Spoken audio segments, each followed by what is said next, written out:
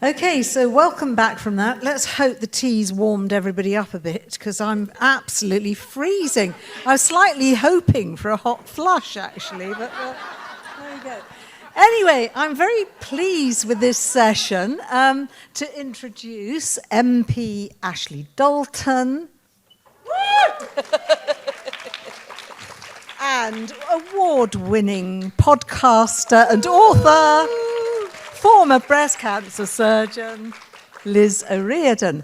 So keep your questions coming in. Otherwise, as any of you know, I can talk till Christmas. So I'll ask questions unless I get any more interesting ones coming up on the Slido here. I wonder actually seriously if I could start perhaps. Ashley, could I start with asking you about your decision to go very public with your metastatic breast cancer? I mean, did you just feel you had no choice and it would get out? No, well, there's a little bit of that. So just to put it into a bit of context, so I was diagnosed with a primary breast cancer in 2014 and was on tamoxifen. I had neoadjuvant chemotherapy, mastectomy, radiotherapy, and then was on tamoxifen for 10 years. And then last summer, I was diagnosed following a hysterectomy with breast cancer metastases in my ovaries. And it's a bit of a difficult thing, because when you're in the public eye, particularly in my job as a Member of Parliament, there are literally people going online to see what I did today. You know, literally going in to see, did she vote on this and how did she vote on that? So it's difficult to sort of manage and keep that thing. I mean, I felt it was going to be difficult. But also I thought, well, there was another one, which was, do you know what? If I'm going to have chemo, because at this point I didn't know what my treatment was going to be, then someone's going to notice, because chances are my hair will fall out. And I mean, I'm quite good at styling it out, but I think they'll notice that bit. But actually, fundamentally, after I just sort of got over the shock and the grief of, finding out that I had a metastatic disease, I just sort of thought, hold on, what's the opportunity here? Because I don't know any other sitting members of Parliament with metastatic breast cancer. So I thought, here's an opportunity to use the platform I've got to raise some awareness about that. Great, thanks. And so maybe I can ask you, Liz, I mean, you chose to really make it a focus, and I wonder if you could tell us a little bit more. Yes, I was assessed in a hospital where I'd worked as a junior doctor, not my own hospital, because I didn't want my staff talking about me. I just thought I had a cyst. And I had cancer. I was going to have chemo first. I knew I'd lose my hair, and everybody would recognize me walking around the unit bald. And I didn't want doctors gossiping about me, because that's what we do in the mess. And I thought, it's not a guilty secret. I'm not ashamed of it. So my husband's a surgeon who worked in the same hospital, and I said, right, I want to come out. And he agreed. And the day after my diagnosis, we sent a tweet saying, life has changed, it's going to be a bit different. And that changed my life, because suddenly I was flooded with information from people all over the world telling me how to cope. And at the time, there were a lot of blogs that were very extreme. It's slash, poison, burn. And I just wanted to give that common ground and kind of explain. And by talking about it, I can help people realize they're not alone, and this is what it's like, and it's not all doom and gloom, but there are high points, and it's just been a way of kind of my own therapy, really. Yeah. Now, obviously, people sort of respond in different ways to their original diagnosis, and then if they get recurrence and if they get a metastatic disease. Some people choose to stay very private about it, and others, as we've seen with our two examples here, choose to go quite public. I wonder actually if I could sort of just pick out two quotes that I found, because I look you up too, yeah. So I know how you vote. Okay, so one attributed to you was, well, it's business as usual, and today is all any of us really have. Yeah. Could you just sort of say a bit more about that? Yeah, I think, well, the business as usual was really about reassuring people that I was working, I was carrying on. I mean, you know, sometimes I might have to take some days off to go and have some treatment or whatever. But I wanted to reassure people that I was carrying on working, I was still going to carry on being their MP. And I think because the issue is, of course, that when you say metastatic breast cancer, everybody suddenly has this vision of somebody lying in a hospital bed with no hair attached to a drip, actively dying. And I was just like, well, you know, that might come to that, but it's not today. And so it's not today, and so I'm going to work and I've got things to be getting on with. And I thought it was really important that I kind of, like you said earlier, that I come out with that and be public about the fact that I have a metastatic disease, because I think people's perceptions are so distorted about what that, you know, what that actually means.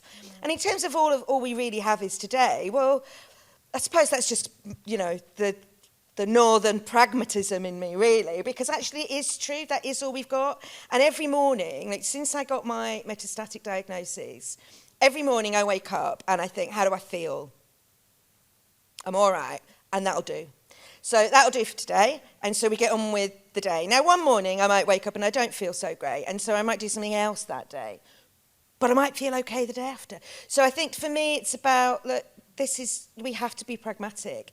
It's not about saying doom and gloom, but all any of us really knows is that we've got right now. You know, so why worry about, you know, what might or might not be, because I don't think we can control that stuff. No, none of us know. Do you know, can I just add on that actually? Something that I really realised when I had my first cancer diagnosis was that I lost that innocence of being able to say, oh, that niggle, it'll probably be all right. And all of the other people that have got the niggles, they're all able to go, oh, it'll probably be all right. But actually, you know, they're in exactly the same position of the rest of us. They don't know either. So, you know. Liz, what about you? Because, I mean, obviously it made a major difference to your career and prospects, having your first diagnosis and then your subsequent recurrences. I mean, how on earth did you cope with that? It was really hard. So for those who don't know, I was diagnosed as a breast surgeon. I've had 2 local regional recurrences. So I feel I have one foot in your camp and one foot in the early breast camp. And it's this weird hinterland of what's going to happen to me. And you realise there's so much you don't know. I was obsessed with doing great surgeries. You couldn't see the scars, people flashing me in Sainsbury's, but then you realise it's true. It's like, look, I recognise the scar, but not her face. And don't look at my basket. But you realise no one's talking about sex and diet and the fear of recurrence and how to help people live and cope with the side effects, because I was clueless. And it took me 5 years to stop thinking, is this the day it comes back? And you're right, we only have today. And it's trying to worry about the things you can control and let go things you can. And you can't live every day as if it's your last, because then you would be in a hospice dying. And the dishwasher still needs emptying. I think, as you said, how do I feel today? What can I do? And showing the world that everyone in Parliament could have metastatic cancer and nobody would know. We are not people to be pushed aside. We can make really incredible contributions to society. And I learnt just how incredible patients are once they have this diagnosis. How did your colleagues deal with it? Interestingly, so you realise that colleagues are colleagues, they're not friends. Because I was just a cog in a machine filling a role, and I didn't really get on with my colleagues, and they sent me a card and that was it. There was no other contact. But my surgeon was a mentor and a trainer and a friend. And she was crying, and the other breast surgeon was crying, and the oncologist was crying because it's one over the road, and I'm like, this isn't really happening. But then you get those who don't want to talk to you or who don't recognise you because I had long hair or don't know what to say, or it's all they want to talk about. And work for me was, I just want to be Liz. Can I have a cancer-free space for a bit? And it was really hard working out what to tell them. It's like, look, I'm not talking about it today, but I'll share this one story. My first day back was an MDT. You're going to hear about those on Wednesday. And the first case we discussed was a woman who could have been me. 41, 12 centimetres lobular, 4 positive nodes. And I heard all the other doctors go, fuck, that's not good. That was basically my cancer. Oh, no. And you kind of have to smile and, yeah, it's fine. So learning how you can cope and put that mask on to get through the day, I think, is really hard. I find this really interesting because I used to commute out to London for 21 years from Brighton. while sitting on the train, I used to invent titles of papers I'd write, but that I knew no one would publish. And I wanted to write one called What About the Wimps? And I'll tell you what I meant by that. We've seen here two people who have really exemplified the hero model in cancer. And I sometimes feel that people expect everybody to act like a hero. Well, I think I would have just broken down in tears and wept, found a nice case of claret and hidden away somewhere. We do that too. You do that? Well, that's what I was wondering, actually. But, I wonder if we can sort of talk about, the perceptions of cancer in the public eye. You're meant to be a hero, number one, and then everybody employs these battlefield metaphors, fighting bravely and the wars against cancer. And I think that makes it really tough when you're feeling terrible about it. You just want to have a weep. Yeah. I really, really hate the whole battle analogy because actually, I think treatment to me doesn't feel like a battle. It almost feels like the opposite. You have to submit. You have to do the bravest, strongest thing of all, which is be vulnerable. And, to submit yourself to treatment, be vulnerable to that, and be prepared to be weak and feel terrible. That's the bravest thing to do. Weak and terrible, yeah. I found it really hard to be vulnerable because I'm so used to being a doctor and a surgeon. Don't forget. I know. Forgive me. My husband and my parents didn't really know how bad it was, and I'd be crying in the shower, sitting down because I didn't have the energy to stand, and I didn't want to ask for help because I thought I should cope. And I've learned what you see on social media is only tiny bits of people's days, and I will go on and I'll say, I had a really shit day today. I'm struggling, this is real, because it's not what you see. And it's okay if you are struggling, because it's shit. Yes. The hardest thing to do is to go back for your second chemo, because you know how bad it's going to make you feel. Yeah. And it's not a battle. I didn't choose to have this. I'm not going to die because I didn't fight bravely enough. And every time we try to change that media narrative, and it's still, she fought so bravely. No. She lost her battle. I know. We don't. Medical science lost its battle. And we've heard from Fatima, we are getting stronger and stronger all the while, but it's not our fault. Yeah. We've had, we've had a couple of questions come in, which are almost sort of around what we've been talking about. How do you find balancing working life with treatment? And another question, you've both continued to work despite your diagnoses. How flexible have employers been in supporting you with this? What have they done? Well, so I'm an ambassador for a great group called Working with Cancer. Have you heard of them? They are brilliant. They help employers and employees go back to work because you are legally disabled from the day you were diagnosed with cancer, even if it was 5 and you're doing Ironman marathons. And that means your employer has to make reasonable adjustments to allow you to go back to work. I went back and my NHS employer said, well, I'll give you a month to return to full-time work. I said, I've been off for a year, I've had my own cancer. If they give me any more, it's favoritism, because that's all a porter would get on maternity leave. And I had to go and find my rights and say, hang on. Yeah. It was really hard. I couldn't think clearly. It took a long time, and I could only ever go back part-time, and I was lucky they could squeeze in an extra part-time consultant surgeon. But most people don't know their rights, and they're taken advantage of. And it's really hard to say, I want to function, but I need more time. Or I have to be able to go to the toilet every half hour because I'm on a BIM cyclip. And it's just that giving yourself a break, realizing you're not Superwoman, realizing you can't think clearly when the menopause kicks in. It's really hard because you change overnight. Yeah. What about the house? I mean, Well, the house is actually extremely flexible. And being an MP, actually, I'm kind of my own boss to a certain extent, and as long as I negotiate with the whips so they know when I'm in and when I'm not, then that's fine. But when I first had cancer, I was working in local government, and again, when it came to going back to work, I took some time off for chemo, and then when I wanted to go back to work, and I basically had to write my own return to work, but I was lucky that I was able to do that. And I think, the big thing for me was join a trades union, be part of a trades union, because they knew my rights and they knew how to represent me. And when I was feeling bad, Claire from Unison would go in and have the conversation with people about this is what Ashley needs to come back to work. And also reminding my employer about what I bring. So it might be a bit difficult at the moment because I'm not well, but what does she actually bring to this organisation? I think it's important to remind yourself of that. And when you're feeling well, write that down and keep it in your back pocket so that when it all becomes just a little bit more difficult for your employer to see how they're going to make this work, just say, how are you going to do without all of this stuff that I bring? I mean, I've also was an employer in local government, and a member of my team was diagnosed with incurable bowel cancer while they worked for me. And she worked until about 2 weeks before she died. And it was just so important to me that we stay flexible, that she could work from home. COVID was actually quite handy for teaching people that is possible. So yeah, it's about the flexibility but also don't feel obliged that you have to do it. It's not about saying the only way you can be a successful person with cancer is to be working full time. It's going to be different for all of us, and it'll change through time and depending on what treatment is, won't it? So we've got to be a bit kind to ourselves, I think.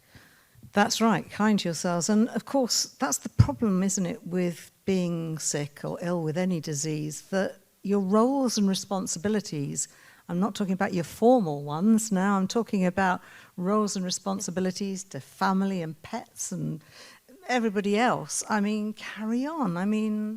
And being strong for them.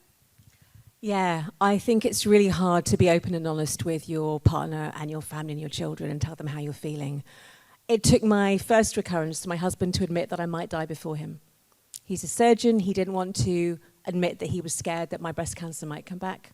You couldn't bear to think about it. And everyone says, you'll be fine, because they can't bear the thought of you not.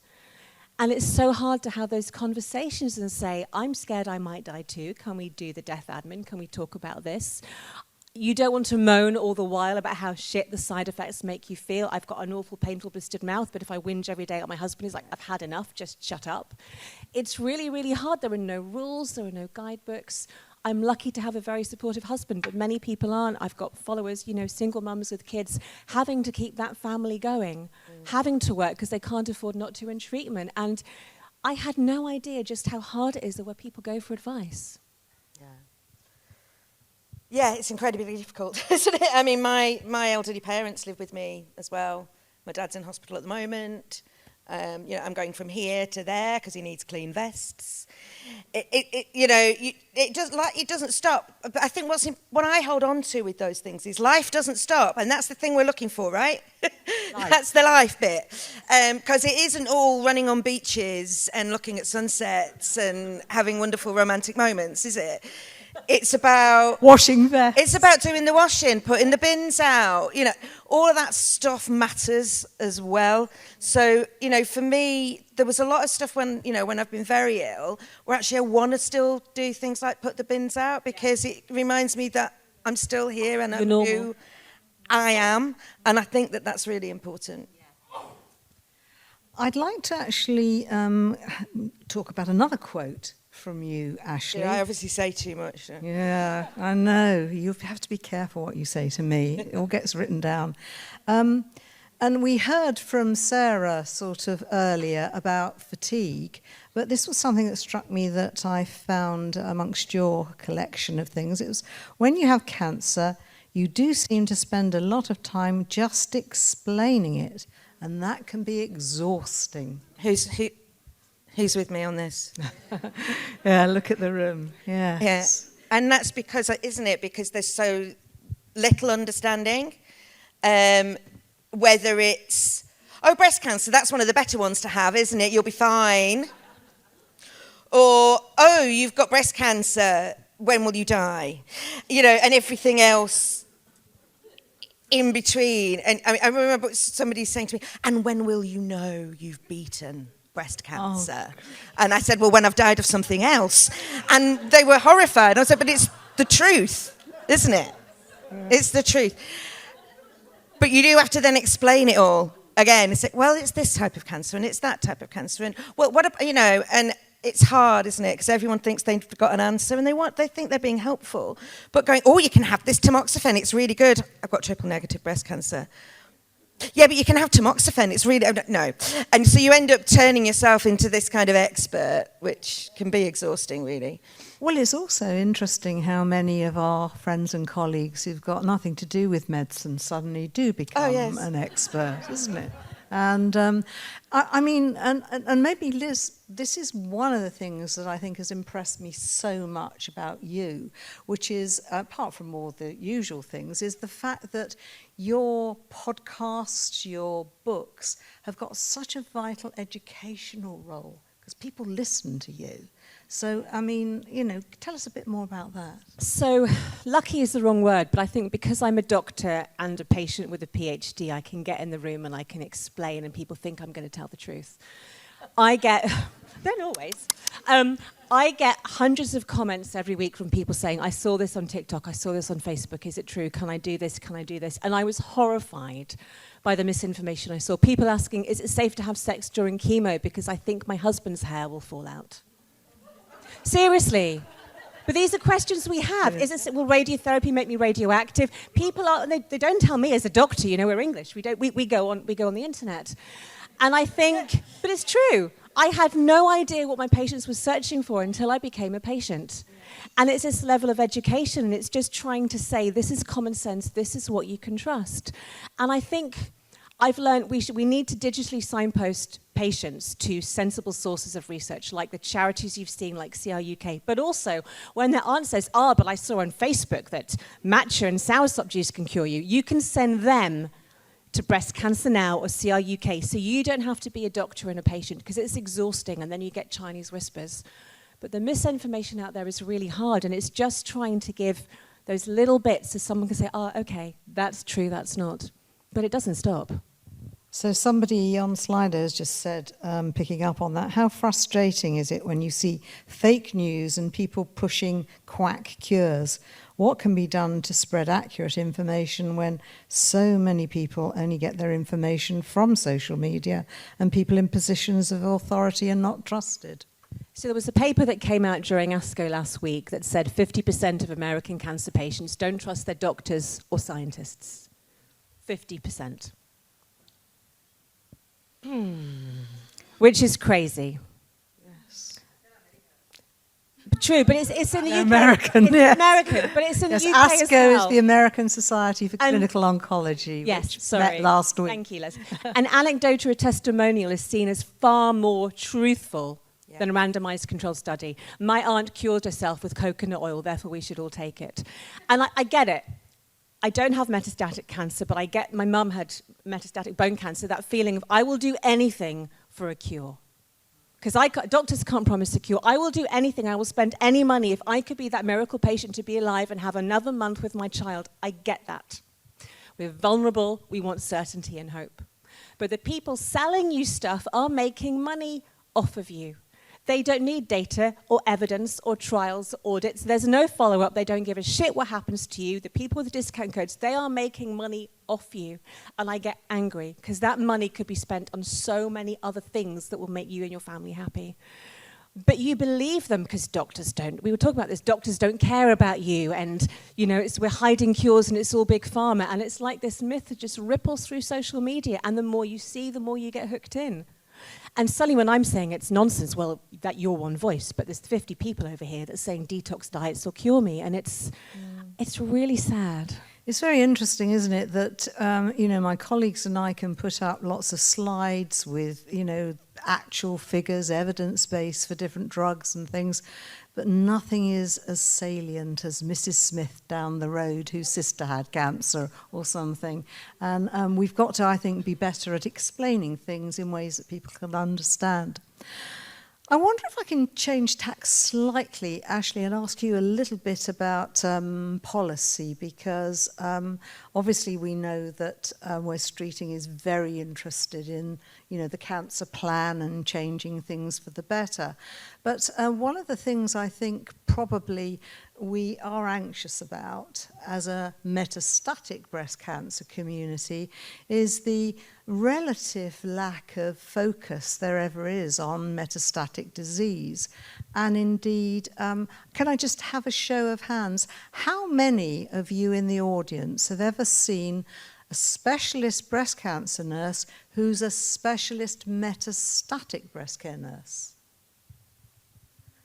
Interesting, because a study we did showed that only 52% had actually ever seen a specialist. I would suggest that people that have managed to get here Yes. and are connected enough to be in this room today are not representative of... Or are you in the larger cancer centres like the big Liverpool Marsden where we know they have them? Not necessarily. But again, fewer than half actually said they had access, so even if you are in the big centres. So, I mean, why is... I mean, I'm going to ask you quite directly, and please feel free if you think it's stepping over the mark a bit here.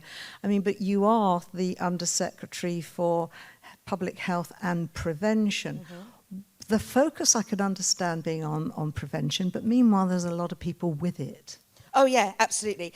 And of course, prevention covers a lot of my role, but of course that's an awful lot more stuff than cancer. So, but in terms of the National Cancer Plan, I mean, yes, Wes Streeting, the Secretary of State, announced that we would be developing a National Cancer Plan. And actually, to be honest with you,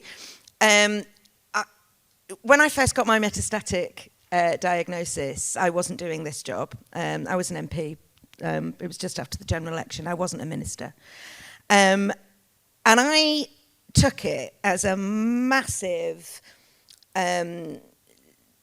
vote of confidence, but also a really powerful move for when the role for the person that would lead on the National Cancer Plan became vacant, that the Secretary of State and the Prime Minister asked me to do it. And they knew that I had metastatic breast cancer when they asked me to do this job.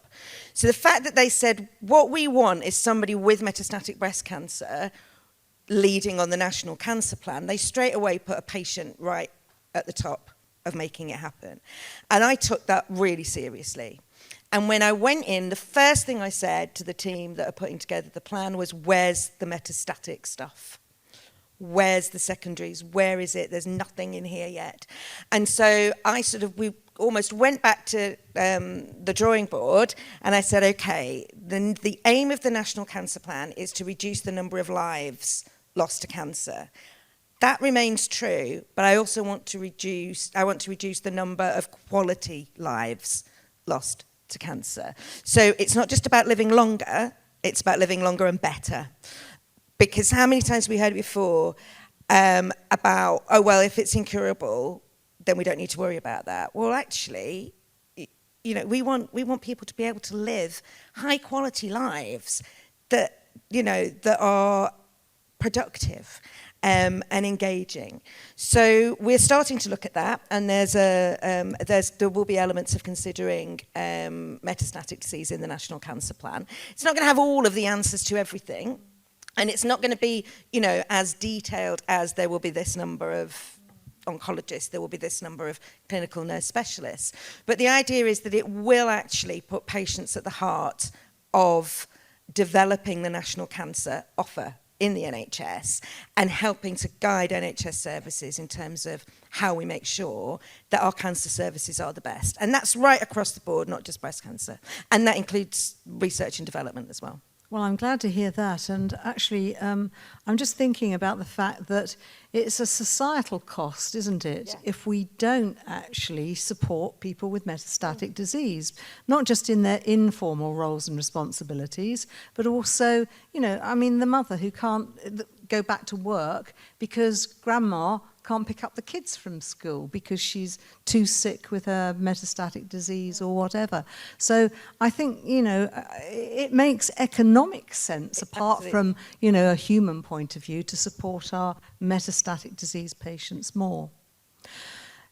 Liz, I wonder if I could sort of change tack a little bit, although it's sort of linked to a question I've got here, which is about introducing clinical trials into the national curriculum so that everyone understands what they are, how they work, so when they come across them, they're not scared and more people will take part. Do you get many questions about clinical trials and suspicions from your people, who respond to your podcast? Yeah, I think clinical trials are really interesting, and ideally everybody would be in a trial. And it's realizing that trial isn't to help you, it's to help the people in the future when we have that data. I see the potential of putting it in the national curriculum, but I think a lot of people would ignore it because it's not relevant to them. Like me as a junior doctor who drank like a fish because I thought I'm never going to, alcohol's fine. You don't care about what you think. We're invincible when we're young. But I do think that every patient should be told about the clinical trials. And the problem is, I worked in Ipswich. We had one part-time research nurse. We could only do 2 trials. It's not like being at the Marsden or in Edinburgh or Cambridge. And it's also, when do you tell people? I spent 6 months at Addenbrooke's when I went back to work between my diagnoses, and you were told you had cancer, and then you had to go and have your clerking before you had the surgery, then you had to go and see the trials nurse, then you had to see someone else. I think, I just want to get out of the room and scream, I've got cancer. When do you give that information? But I think it's really important that we make sure patients know where to find access to all the possible trials that may help them, so they can then go back and ask about it. Because we know with COVID, we were able to do more virtually. And that's something that Make Seconds Count do very well. They've got a site you can go to and actually find if there is an appropriate trial for you, which is very worthwhile. I'm going to ask you both another question. Do you think there's such a thing as too much knowledge? You're too immersed in it? I think that's actually a really good question. And I think one of the things I would like, from a personal perspective, what I think we need to develop, or clinicians could do to develop more of, is that ability to be able to read a patient and work out how much information they need at different times. Because I think we all respond to different levels of information, and we all need more or less, depending on where we are. And there isn't a right or wrong in any of that. I was the patient that sat opposite my oncologist saying, what sort of cancer is it? How big is it? What's its biological fact? I wanted to know everything. And then I was literally going off and reading medical papers on the internet. My mum had bowel cancer and she was like, well, it's cancer, I want it out. That was it. That's all she needed to know about it. And neither of those things are wrong. So I think what we need to do is perhaps develop a little bit more that skill of being able to talk to somebody and work out what information do they need. Ask the questions. What do you need to know? What would you like me to explain to you? And know that it's okay to stop when that person has said, okay, that I've got enough information. And letting people know they can always come back for more if they want it. Just the same as me and my mum. Yeah. I wanted to know everything and she wanted to know nothing. But I think it's very hard when you're dealing with early breast cancer patients. When do you tell them it can come back? When do you tell them what the signs are? Because if you wait until the first year, it might be too late, and nobody wants to hear that. And I think doctors are very bad about talking about the end of life or what might be happening. And it's signposting them to say, well, go to this website when you're ready, that information is there if you haven't seen me, because you want it at different times. But making sure we are able to talk about the end of life. So it's uncomfortable to hear, but we know they need to know that so they can then make the relevant decisions that are necessary. But again, judging patients, some doctors are really bad at communicating, some you don't want to hear it from. I mean, it's interesting what you just said, because it strikes me that when somebody's got early breast cancer, they are given so much information. Look at everybody nodding. I'm surprised you don't all have to end up having operations for hernias or something, taking all the leaflets and brochures away. And yet it sort of doesn't seem to hit the mark, because you hear patient after patient saying they didn't actually know that cancer was going to come back, or that the backache really meant you should keep asking the GP to investigate this. But I mean, how do you do that? Like you said, if you come out with 27 leaflets, how many of them are you going to read? And if you say, great, we've removed all the cancer, but it might come back in a year, here's a leaflet. Yeah. It's really hard to get that timing right as a doctor. But yeah. People need to know, and I think the problem is a lot of GPs don't see the patients through. They're often young doctors in training who don't necessarily know all the signs, especially with the lobula, and teaching patients the language. This is relevant to you guys, but saying, I think my breast cancer might have come back because I have back pain. Can you refer me? Rather than, I've got back pain, it's nothing. Yeah. And it's raising that awareness in the early community so we can find people with metastatic disease at an earlier time. Yeah, and I think, you know, the internet's got a lot to answer for, but actually there's some really good, I found particularly things like, you know, Facebook forums, Facebook groups, or, you know, Breast Cancer Now forum, Make Seconds Count, Facebook groups, which are actually really good because, you know, you wander in and you go, I've got this, what do you think?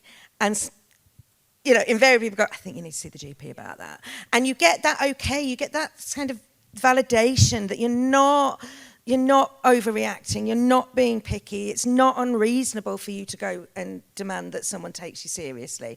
And I think what we all actually need is that kind of support, that peer support, to be able to say, this is okay for me to ask for this. And it's okay for me to be worried about it.